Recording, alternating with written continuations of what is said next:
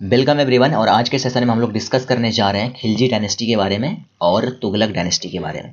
इससे पहले हम लोग यहाँ पर स्लेव डायनेस्टी के बारे में ऑलरेडी पढ़ चुके हैं पिछले लेक्चर में, और इसी को कहा जाता है यहाँ पर ममलूक डायनेस्टी भी। स्लेव डायनेस्टी का नाम है ममलूक डायनेस्टी भी। तो इसको हम लोग पढ़ चुके हैं, तो अब हम पढ़ेंगे इन दोनों के बारे में और अगले वीडियो में पढ़ेंगे इस दोनों के बारे में, ठीक है। और इसी के साथ हमारा दिल्ली सल्तनत खत्म हो जाएगा। तो इसको हम पहले मैप पर देख लेते हैं। यहाँ पर देखो, इस नक्शे में ममलूक डायनेस्टी का ये टेरिटरी है। यहाँ पर इसमें ममलूक डायनेस्टी है, इसमें देख सकते हो, यानी कि स्लेव डायनेस्टी के बारे में बात कर रहे हैं। इसके बाद जो हम पढ़ेंगे अभी, यहाँ पर है खिलजी डायनेस्टी की, और इसके बाद यहाँ पर है तुगलक, और बीच में एक नक्शा गायब है जो है आपका सैयद डायनेस्टी, और इसके बाद यहाँ पर मिलेगा आपको लोधी डायनेस्टी। तो हम पढ़ेंगे अभी खिलजी डायनेस्टी के बारे में, ठीक है। तो इससे पहले यहाँ पर एक छोटा सा टॉपिक है जो पिछले वीडियो में हमें कवर करने चाहिए थे, लेकिन हम उसको यहाँ पर कवर कर रहे हैं, काफ़ी इंपॉर्टेंट है, इसको देख लेते हैं पहले। इसमें देखो यहाँ पर पृथ्वीराज चौहान के बारे में। तो ये जो है ना, ये अजमेर का शासक था, और बाद में ये अपने आप को एक्सपेंड करते चला गया और ये दिल्ली तक पहुंच गया। तो दिल्ली में भी इसका शासन हो गया। अब यहाँ पर इसके पास जो मेन चैलेंज था वो था मोहम्मद गौरी। और ये कहानी जो है ना, ये दिल्ली सल्तनत के पहले की कहानी है, जस्ट इसी के बाद दिल्ली सल्तनत इस्टेब्लिश हो जाएगा। तो मोहम्मद गौरी जो है ना, बड़ा चैलेंज था, और ये गुरिद अंपायर का शासक था। तो भारत पर ये कैप्चर करना चाह रहा था भारत को, और यहाँ दिल्ली में इसका शासन था पृथ्वीराज चौहान का। और इसीलिए यहाँ पर हम लोग कहते हैं भी कि पृथ्वीराज चौहान भारत का आखिरी हिंदू शासक था। तो इसमें सबसे इंपॉर्टेंट बैटल इसको देख लेते हैं। तो फर्स्ट बैटल ऑफ तराइन सबसे पहला है, इसका टाइम है यहाँ पर 1191। इसमें यहाँ पर क्या हुआ, मोहम्मद गौरी यहाँ पर हार जाता है, और यहाँ पर पृथ्वीराज चौहान जो है ना, यहाँ पर जीत जाएगा आपका, और इसी के साथ तवर हिंद को यहाँ पर कैप्चर कर लेगा 12 मंथ के सीज के बाद। लेकिन यहाँ पर एक और पॉइंट ये है कि यहाँ पर मोहम्मद गौरी बिल्कुल ख़त्म नहीं हो गया, ये बस इस किले को हार गया और ये पीछे हट गया। तो लेकिन पंजाब में इसका अभी भी शासन था मोहम्मद गौरी का। यहाँ पर देख सकते हो कि सेकंड बैटल ऑफ तराइन जो अगले साल जस्ट 1192 में हुआ था, इसमें जो है ना 1,20,000 का सैनिक लेके आया था मोहम्मद गौरी, और काफ़ी अच्छे से प्लानिंग करके आया था। और यहाँ पर जो है ना, पृथ्वीराज चौहान हार जाएगा, और यहाँ पर मोहम्मद गौरी यहाँ पर जीत जाएगा, और इसी के साथ दिल्ली मोहम्मद गौरी के अंदर में आएगा। इसके बाद ये अजमेर पर हमला करेगा और उसको भी जीत लेगा आगे जाके। तो यहाँ पर देख सकते हो कि जब सेकंड बैटल भी खत्म हो गया, पृथ्वीराज को कैप्चर कर लेता है मोहम्मद गौरी। ये सबसे ऑथेंटिकेटेड कहानी को हम यहाँ पर डिस्कस कर रहे हैं। इस पर एक कविता भी है जिसका नाम है पृथ्वीराज रासो, लेकिन हम उसको यहाँ पर डिस्कस नहीं करेंगे। यहाँ पर हम डिस्कस करेंगे बुक को। बुक के रेफरेंस के तौर पर हम सबसे ऑथेंटिकेटेड सोर्स को यहाँ पर यूज करने वाले हैं। तो इसमें देखो, जब यहाँ पर पृथ्वीराज कैप्चर कर लिया गया, इसके बाद इसको अलाउ किया गया कि अजमेर में आप शासन करो, लेकिन मेरे अंदर में, यानी कि मोहम्मद गौरी के अंदर में। लेकिन ये अंदर ही अंदर, ठीक है, प्लानिंग में था कि किसी तरह हम यहाँ पर फिर से मोहम्मद गौरी को हरा के यहाँ से भगा दें, और इसके बारे में आगे चल के मोहम्मद गौरी को पता चलेगा और बाद में इसको मार दिया जाता है पृथ्वीराज चौहान को। अब देखो इसके आगे क्या होने वाला है। पृथ्वीराज का जो बेटा था वो अजमेर से भाग कर चला गया रणथंबोर, और वहाँ पर न्यू चौहान डायनेस्टी को इस्टेब्लिश किया, और वहाँ पर उसके शासक बन गए। तो यहाँ पर देखो, इस तरह से यहाँ पर घुरिद अंपायर फैल चुका था, ठीक है। तो इस मैप में देखो, यहाँ पर ये यूपी वाला जो क्षेत्र था ना, ये जयचंद के अंदर में था, इसके शासन के अंदर में। नॉर्थ इंडिया का सबसे बड़ा शासक था जयचंद, पृथ्वीराज के बाद। तो इसमें देखो, तो उत्तर भारत में जयचंद काफ़ी पावरफुल एक शासक था। तो इसने जो है ना, ये ऑलरेडी सेना किंग से हार चुका था, जो बंगाल का शासक था, क्योंकि बॉर्डर मिल रहा था दोनों का। और इसके बाद जो है ना, बैटल ऑफ चंदवार होगा 1194 ईस्वी में, मोहम्मद गौरी और जयचंद के बीच में। और यहाँ पर मोहम्मद गौरी फिर से जीतेगा और पूरे यूपी वाले क्षेत्र को भी कैप्चर कर लेता है। तो इस तरह से यहाँ पर दिल्ली सल्तनत का जो है ना, इस्टेब्लिशमेंट हो जाता है।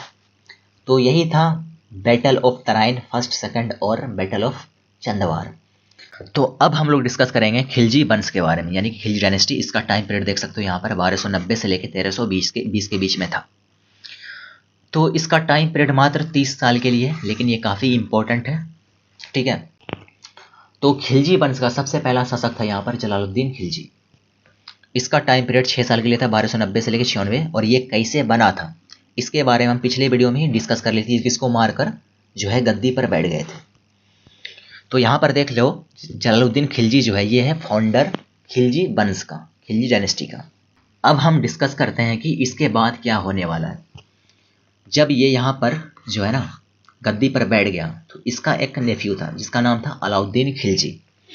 तो इसने क्या किया, इसको जाके आगे इसी को मार दिया, अपने अंकल को मार के खुद गद्दी पर बैठ जाएगा अलाउद्दीन खिलजी, जिसके बारे में बेसिकली हमको पढ़ना है। ये सब उतना इंपॉर्टेंट नहीं है, बस इतना याद रखना है कि सबसे पहला खिलजी वंश का शासक था जलालुद्दीन खिलजी, इसका टाइम पीरियड था 90 से लेकर 96 तक, और इसके बारे में ज़्यादा कुछ पढ़ने का कोई ज़रूरत नहीं है। तो इसमें देखो 1296 से लेकर 1316 तक राज करने वाला है यहाँ पर अलाउद्दीन खिलजी। तो दिल्ली सल्तनत का सबसे पावरफुल शासक भी इसी को माना जाता है, यहाँ पर अलाउद्दीन खिलजी को। अब ऐसा क्यों है इसके बारे में हम डिस्कस कर लेते हैं। तो सबसे पहला तो ये है कि ये नेफ्यू था किसका, जो इसका फाउंडर है खिलजी वंश का, जलालुद्दीन खिलजी का, और इसका सन इन लॉ, इसका दामाद भी था, ये इसकी बेटी से शादी भी किया था। ये 96 में ये गद्दी पर बैठ गया, और इसके बाद जो है ना ये जो है ये first Turkey Sultan of Delhi, जिसने रिलीजन को पॉलिटिक्स से अलग कर दिया। इससे पहले क्या था ना कि रिलीजन हावी था पॉलिटिक्स पर, यानी कि जो कहेगा रिलीजन उसी के हिसाब से चलेगा पूरा शासन। लेकिन यहाँ पर खिलजी क्या करता है, रिलीजन को बिल्कुल पॉलिटिक्स से अलग कर देगा, और यही कारण भी है कि ये इतना पावरफुल बन जाएगा आगे जाके। अब यहाँ पर अलाउद्दीन खिलजी आगे जाके सबसे बड़ा मिलिट्री इस्टेब्लिश करेगा, सबसे पावरफुल मिलिट्री बनाएगा और एक्सपेंड करना शुरू कर जाएगा। तो इसके बारे में देखते हैं ये कहाँ कहाँ पर कैप्चर किया हुआ था। इसमें देख लो सबसे पहले ऊपर में है गुजरात, ठीक है। इसके बाद यहाँ पर है नीचे रणथंभौर, ये वही जगह है जहाँ पर पृथ्वीराज चौहान का जो बेटा था उसने अपना चौहान वंश को फिर से इस्टेब्लिश किया था। यहाँ पर देखो ये है मेवाड़ 1303 में, इसके बाद मालवा है यहाँ पर, और यहाँ पर है जैलोर 1311 में। और ये जो मेवाड़ है ना ये वही जगह है जहाँ पर पद्मावत का कहानी अपने मूवी में देखा हुआ है, ये 1313 ईस्वी में हुआ था। और इसका जो है ना एक सलेब था जिसका नाम था मलिक गफूर, यहाँ पर देख सकते हो नीचे इसका नाम है।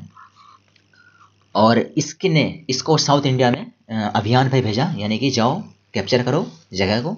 तो यहाँ पर देखो दक्कन वाले क्षेत्र में इसने क्या क्या काम किया। सबसे पहले देवगिरी को जीता इसने, ठीक है। यहाँ पर यादव का रूल था, इसको हराया, देवगिरी को यहाँ पर कैप्चर किया। इसके बाद यहाँ पर बारंगल में ककातिया वंश का रूल था, तो इसको भी जीता। और यहाँ पर जो है ना इसको मिला कोहिनूर, ठीक है, वही जो अभी इंग्लैंड में मौजूद है, ठीक है ना। और ये बाकी मदुरई को जीता था। ये सब इंपॉर्टेंट इसके जो है ना रीजन है जिसको इसने कैप्चर किया। और इसके पीछे का कारण यही है, इतना जगह कैप्चर करने का कि इसने मिलिट्री को जो है ना बिल्कुल एक प्रोफेशनल तरीके से डेवलप कर दिया, और उसके लिए बहुत सारे नियम कानून यहाँ पर इसने बनाए, इसीलिए इतना पावरफुल बन गया। अब इसमें देखो ये है कोहिनूर जो काकातिया डायनेस्टी से यहाँ पर इसको मिला था, ठीक है। अब इसमें देखो इस मैप में यहाँ पर यह है दिल्ली, और ये वाला जो क्षेत्र है ना ये सब क्षेत्र है दिल्ली सल्तनत। यहाँ पर ये राजपूत किंगडम है, बाद में जाके ये भी इसमें शामिल हो जाएगा, ये थोड़ा पुराना है। और यहाँ पर देखो ये नीचे जो है ना ये वाला बारांगल क्षेत्र, यहाँ पर काकातिया वंश का राज है, यहीं से मिला था कोहिनूर मलिक गफूर को, और उसने जाके बाद में ये गिफ्ट किया अलाउद्दीन खिलजी को। अब थोड़ा सा फोकस करते हैं इस मैप पर। यहाँ पर देखो ये कुतुब मीनार का इमेज है ना, इसका नक्शा है यहाँ पर बेसिकली। इसमें ध्यान से देखो, यहाँ पर ये मिलेगा आपको कुतुब मीनार, और ये जो है ना ये है अलाई मीनार, जिसको यहाँ पर ये अलाउद्दीन बनवा रहा था। लेकिन ये यहाँ पर आपको इनकम्प्लीट दिख रहा होगा, ऐसा इसलिए है कि ये जो है ना ये एक तो काफ़ी ऊंचा है कुतुब मीनार, ये इससे भी ऊंचा बनाना चाह रहा था, इसलिए यहाँ पर देखो इसका बेस जो है ना ये इससे थोड़ा सा चौड़ा है ताकि इसको और ऊंचा कर सके। लेकिन यहाँ पर जो है ना इसको ये कंप्लीट नहीं कर पाया। अब हम देख लेते हैं इसके रिफॉर्म के बारे में। इसने कुछ रिफॉर्म किए शासन को अच्छे से चलाने के लिए। तो इसने सबसे पहले काम ये किया कि स्पाई सिस्टम को डेवलप किया एक अच्छे तरीके से कि अलग अलग जगह पर जासूसी कर सके, ठीक है। इसने जितने भी जगह थे दिल्ली सल्तनत के अंदर में वहाँ पर इसने वाइन यानी कि शराब को बंद करवा दिया, है ना, शराब पर बैन, जैसे बिहार में भी बैन है शराब। इसके बाद इसने सोशल गैदरिंग यानी कि कुछ लोग इकट्ठा करके कुछ प्लानिंग कर रहे हैं, वो सब इसके परमिशन के बिना नहीं कर सकते। ये सब रिफॉर्म इसने लाए जिससे जो है ना और ये अच्छे से जो है ना पकड़ अपनी सत्ता पर कर पाए। इसके बाद यहाँ पर देख सकते हो कि ब्रांडिंग ऑफ हॉर्स, है ना, हॉर्स का ब्रांडिंग किया, यहाँ पर इसको बोलते थे दाग उस समय। ठीक है। और सोल्जर को डिस्क्राइब किया कि कौन से सोल्जर कौन से काम के लिए, इसको बोलते थे चेहरा उस समय। अब अलाउद्दीन जो है ना उसने ऑर्डर ये दिया कि लैंड को जो है ना मेजर किया जाए और share of state was to be fixed. और इसके बाद जाके स्पेशल पोस्ट का क्रिएशन किया जो टैक्स को वसूले लोगों से। अब हम लोग डिस्कस कर लेते हैं इसके कुछ जो है ना इसने जो कंस्ट्रक्शन करवाए थे उसके बारे में डिस्कस कर लेते हैं। तो यहाँ पर देखो सबसे पहले अलाई दरवाजा का निर्माण इसने करवाया। ये क्या है, इंट्रेंस गेट है कुतुब मीनार का। तो कुतुब मीनार में जब भी आप जाओगे तो इसी दरवाजे से आप होकर जाओगे। और इसी के अंदर में, इसी कॉम्प्लेक्स के अंदर में एक अलाई मीनार भी बनवा रहे थे जो इनकम्प्लीट रह गया था। इसके बाद इसने यहाँ पर देख सकते हो पहले तो 1000 पिलर, जिसको यहाँ पर 1000 सुतून भी कहा जाता है।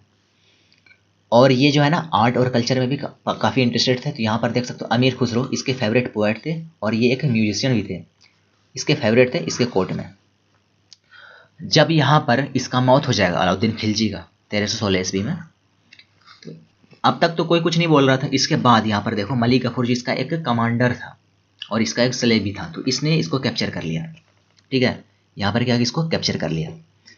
और इसने जो है ना मरने से पहले यहाँ पर देख सकते हो गफूर ने शिहाबुद्दीन नाम का एक प्रिंस था 6 साल का, सिर्फ 6 साल का था, अलाउद्दीन का ही बेटा था ये।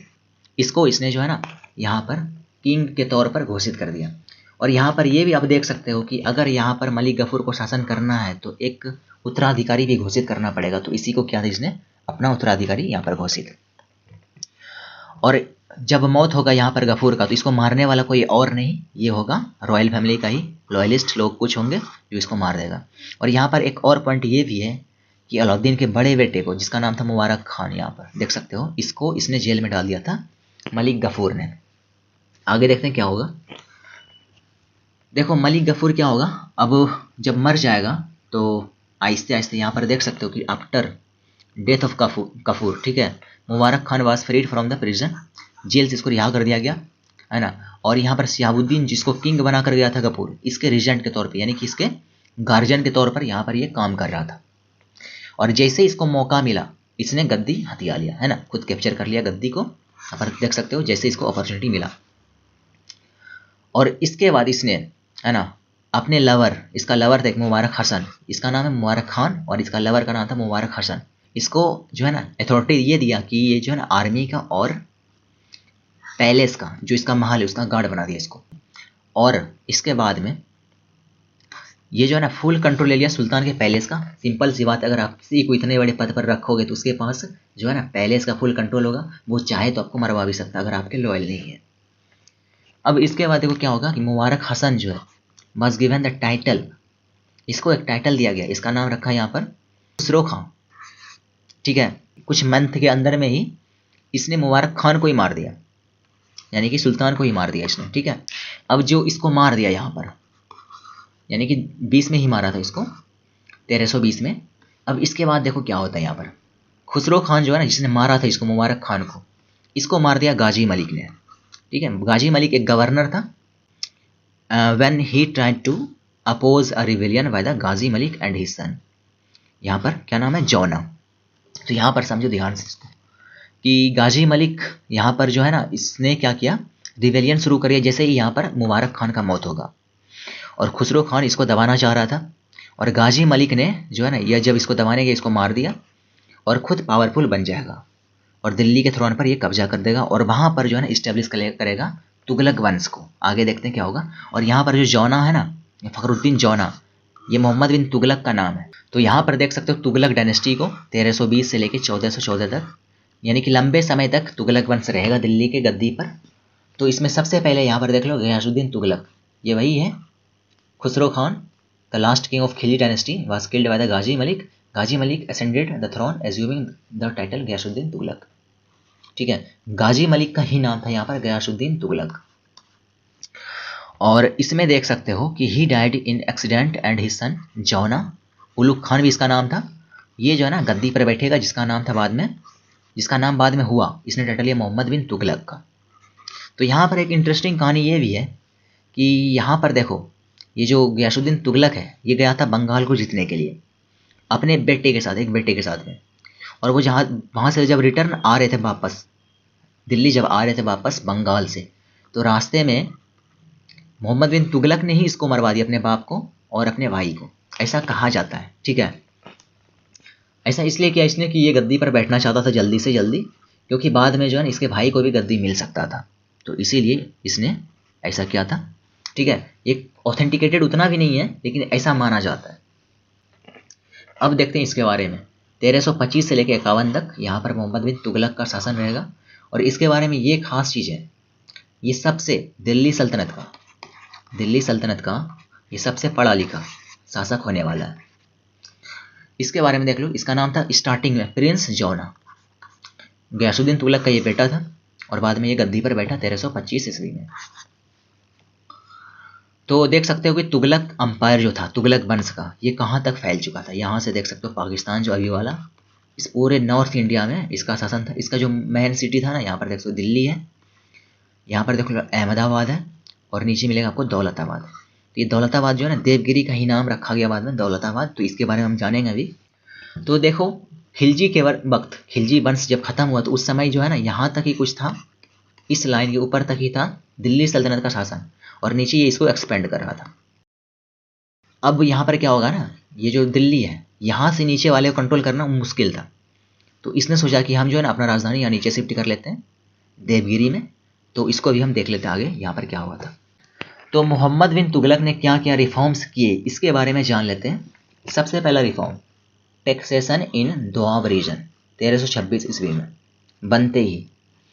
अब यहाँ पर समझो दोआब किस रीजन को बोलते हैं, ये जो गंगा है और यमुना है इसके बीच के रीजन को बोलते हैं दोआब, ठीक है। ये तो काफ़ी फर्टाइल रीजन है, तो यहाँ पर जो है ना स्पेशल टैक्सेशन लगा दिया। इसके बारे में नीचे पढ़ सकते हो, काफ़ी सारा इन्फॉर्मेशन है अगर चाहो तो, लेकिन आपके एग्जाम के लिए इतना काफ़ी है।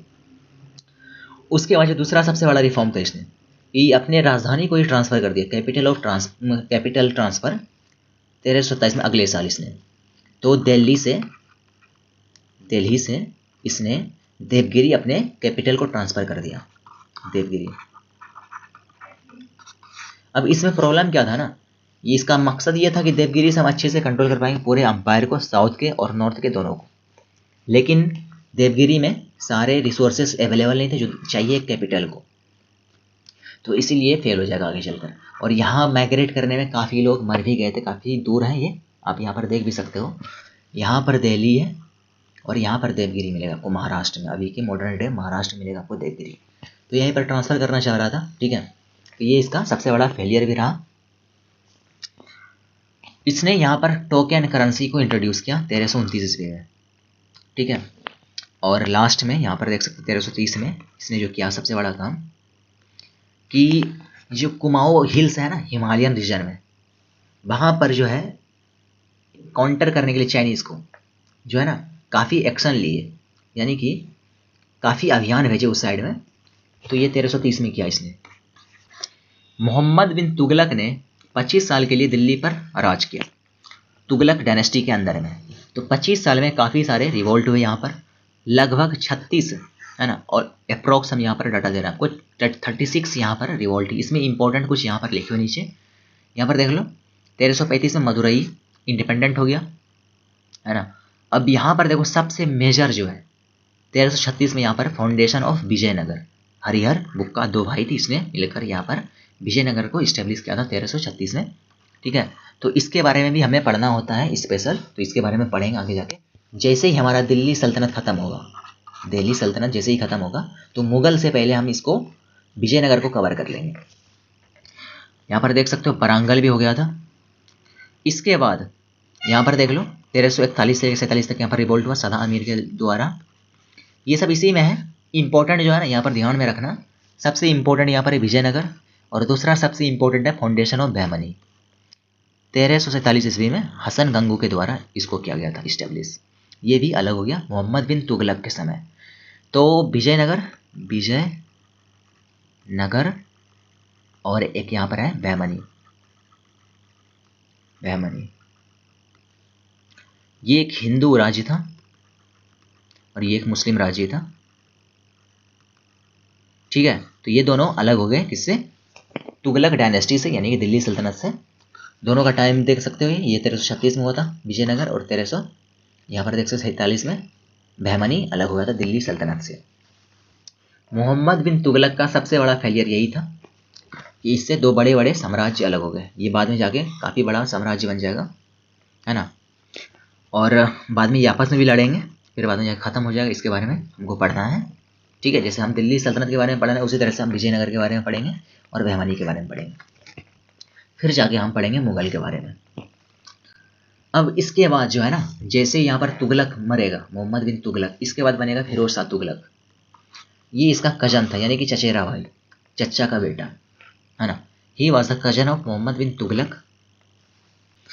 ये जो है ना, जब ये मर गया तो इसके बाद जो नोवेल्स थे काफ़ी सारे, इसने इसी को सेलेक्ट किया, फिरोज तुगलक को। ये एक जो है ना लायक है सुल्तान के, इसलिए इसको गद्दी पर बैठा दिया गया।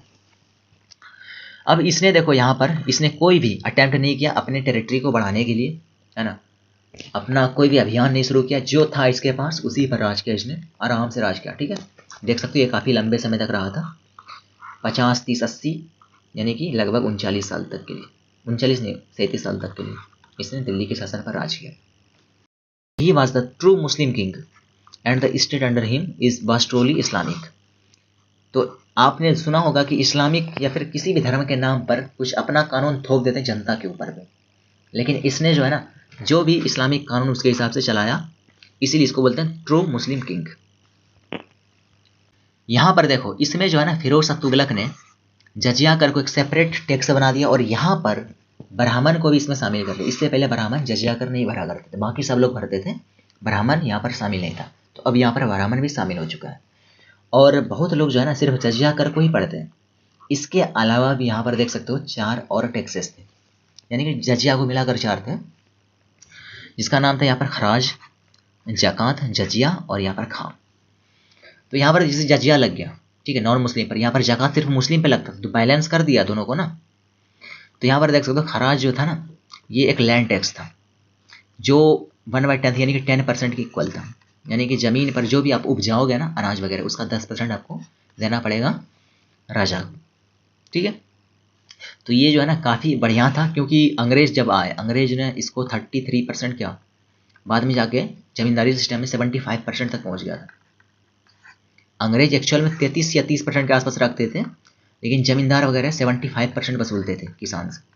इस समय मात्र 10% था, ठीक है।